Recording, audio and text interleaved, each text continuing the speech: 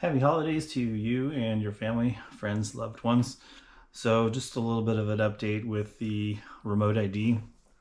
So I get emails from the FAA regarding Southern California, and I just recently got one from them saying in the Santa Barbara / LA area, they're having a lot of complaints to the regional safety offices about manned aircraft that are flying low, like exceptionally low.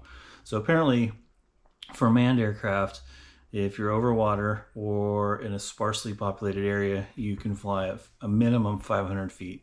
Now there's exceptions for like helicopters and whatnot, but in densely populated areas, it's 1,000 feet. And at the very end of the message, it said something about that the FAA will be looking into these flights, and there's a lot of people that are reporting them. And just a reminder to pilots that, hey, there are apps where they can reach out and they can track flights, meaning the public. So that, of course, dovetails to me with where remote ID is going with drones. So, sorry, I got something in my throat. So good news is I kindly mocked something up for remote ID that's all in one piece, basically. And it's attached to my Josh Bardwell FPV. So I did finally shrink the tubing on this, so I'll be attaching this soon. I did buy a new stack for this because I think I smoked the motor controller. So I've got a SpeedyV flight stack 405 V3 that'll replace this once I power everything up and determine that these don't do what they're supposed to do. But back on remote ID. So Flight Test has some plans which I downloaded. So the good news is I got it to print. The bad news is I later decided to do a Clipper upgrade to my 3D printer. Clipper is a touchscreen, and instead of using a memory stick to transfer back and forth 3D files, you can do it wirelessly. It has like a web GUI, and you just upload the file and it wirelessly starts transmitting. So when I upgraded that, it slammed my nozzle into the print bed and immediately jammed. So I have no idea how I'm going to fix that. So shortly after that, I saw a Josh Bardwell video where he replaces this 3D printed assembly, which does your receiver for your flight controller and has your transmitter for your camera. It adds like a little sled where this 3D printed Flight Test remote ID module can just slide into.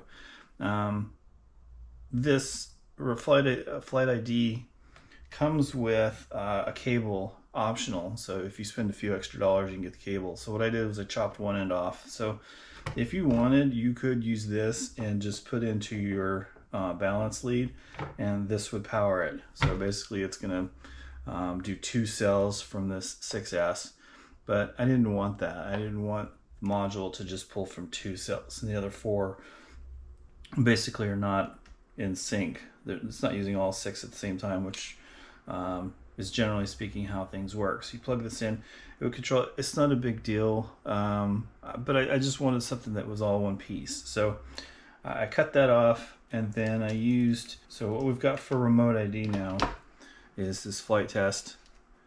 This is from their plans, and it's the remote ID broadcast module. And so I've got this inside of here. My 3D printer's been struggling, so the tabs that hold this didn't work quite right, and they just snapped right off, and this is a cover. So whenever I use this, this will be attached to the bottom of this. This is a case which holds the 2 coin batteries. So you got the 2 coin batteries. The nice thing about this case is it's got an on-off. So you just flip this on, and that's it. You're done. So you could attach these. This does have screws, so I thought about screwing it into the bottom. Just got to be careful that the screw isn't too far and then goes into the bottom of that circuit board. Or I could double stick tape it, which is probably what I'll end up doing. I'll just double stick tape it.